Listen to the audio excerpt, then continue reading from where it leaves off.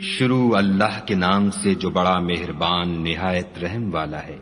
اے محمد صلی اللہ علیہ وآلہ وسلم، ہم نے تم کو فتح دی، فتح بھی سری و صاف،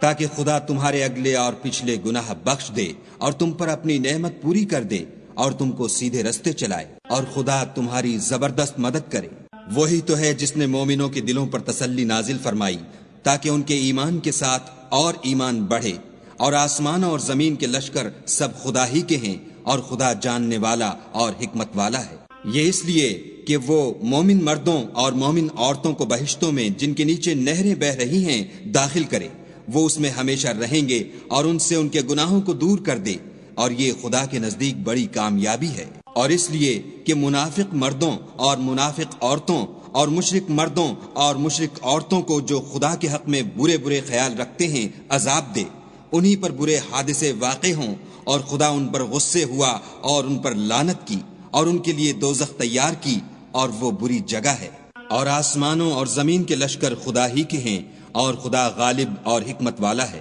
اور ہم نے اے محمد صلی اللہ علیہ وآلہ وسلم تم کو حق ظاہر کرنے والا اور خوشخبری سنانے والا اور خوف دلانے والا بنا کر بھیجا ہے، تاکہ مسلمانوں تم لوگ خدا پر اور اس کے پیغمبر پر ایمان لاؤ اور اس کی مدد کرو اور اس کو بزرگ سمجھو، اور صبح و شام اس کی تسبیح کرتے رہو۔ جو لوگ تم سے بیعت کرتے ہیں وہ خدا سے بیعت کرتے ہیں، خدا کا ہاتھ ان کے ہاتھوں پر ہے۔ پھر جو عہد کو توڑے تو عہد توڑنے کا نقصان اسی کو ہے، اور جو اس بات کو جس کا اس نے خدا سے عہد کیا ہے پورا کرے تو وہ اسے عنقریب اجر عظیم دے گا۔ جو گنوار پیچھے رہ گئے وہ تم سے کہیں گے کہ ہم کو ہمارے مال اور اہل و عیال نے روک رکھا، آپ ہمارے لیے خدا سے بخشش مانگیں۔ یہ لوگ اپنی زبان سے وہ بات کہتے ہیں جو ان کے دل میں نہیں ہے۔ کہہ دو کہ اگر خدا تم لوگوں کو نقصان پہنچانا چاہے یا تمہیں فائدہ پہنچانے کا ارادہ فرمائے تو کون ہے جو اس کے سامنے تمہارے لیے کسی بات کا کچھ اختیار رکھے؟ کوئی نہیں، بلکہ جو کچھ تم کرتے ہو خدا اس سے واقف ہے۔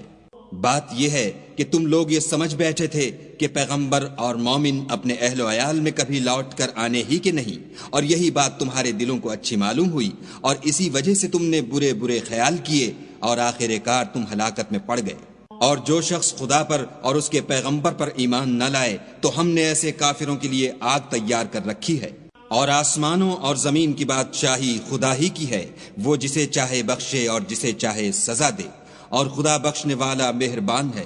جب تم لوگ غنیمتیں لینے چلو گے تو جو لوگ پیچھے رہ گئے تھے وہ کہیں گے ہمیں بھی اجازت دیجیے کہ آپ کے ساتھ چلیں۔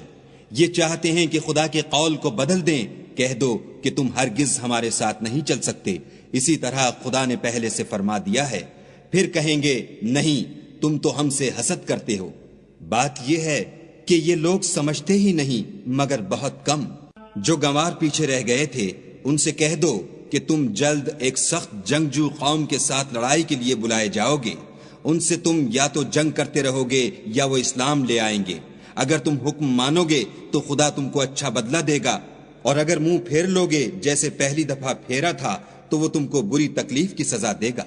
نہ تو اندھے پر گناہ ہے کہ سفر جنگ سے پیچھے رہ جائے، اور نہ لنگڑے پر گناہ ہے اور نہ بیمار پر گناہ ہے۔ اور جو شخص خدا اور اس کے پیغمبر کے فرمان پر چلے گا خدا اس کو بہشتوں میں داخل کرے گا جن کے تلے نہریں بہ رہی ہیں، اور جو روگردانی کرے گا اسے برے دکھ کی سزا دے گا۔ اے پیغمبر صلی اللہ علیہ وآلہ وسلم، جب مومن تم سے درخت کے نیچے بیعت کر رہے تھے تو خدا ان سے خوش ہوا،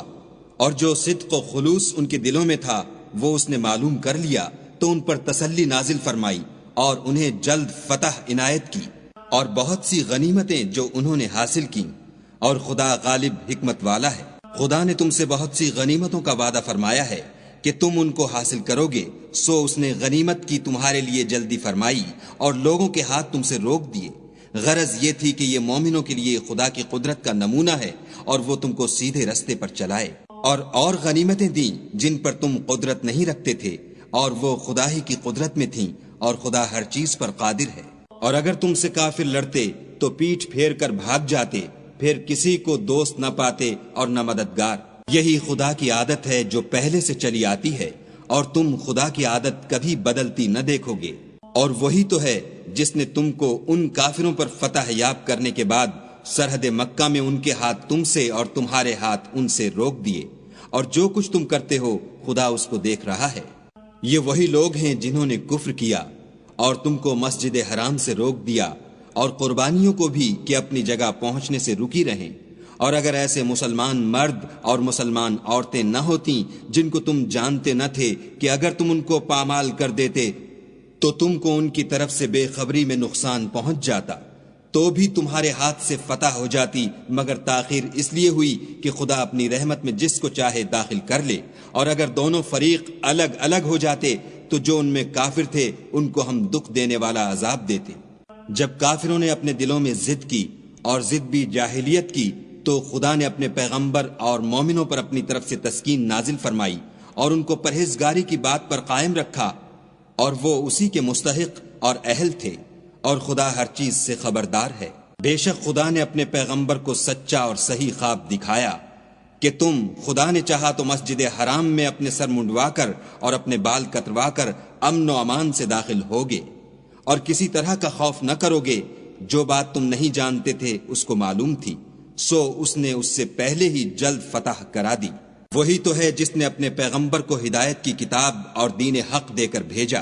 تاکہ اس کو تمام دینوں پر غالب کرے، اور حق ظاہر کرنے کے لیے خدا ہی کافی ہے۔ محمد صلی اللہ علیہ وآلہ وسلم خدا کے پیغمبر ہیں، اور جو لوگ ان کے ساتھ ہیں وہ کافروں کے حق میں تو سخت ہیں اور آپس میں رحم دل۔ اے دیکھنے والے، تو ان کو دیکھتا ہے کہ خدا کے آگے جھکے ہوئے سر بسجود ہیں اور خدا کا فضل اور اس کی خوشنودی طلب کر رہے ہیں۔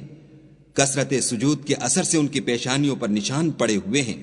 ان کے یہی اوصاف تورات میں مرقوم ہیں اور یہی اوصاف انجیل میں ہیں۔ وہ گویا ایک کھیتی ہیں جس نے پہلے زمین سے اپنی سوئی نکالی، پھر اس کو مضبوط کیا، پھر موٹی ہوئی اور پھر اپنی نال پر سیدھی کھڑی ہو گئی، اور لگی کھیتی والوں کو خوش کرنے تاکہ کافروں کا جی جلائے۔ جو لوگ ان میں سے ایمان لائے اور نیک عمل کرتے رہے ان سے خدا نے گناہوں کی بخشش اور اجر عظیم کا وعدہ کیا ہے۔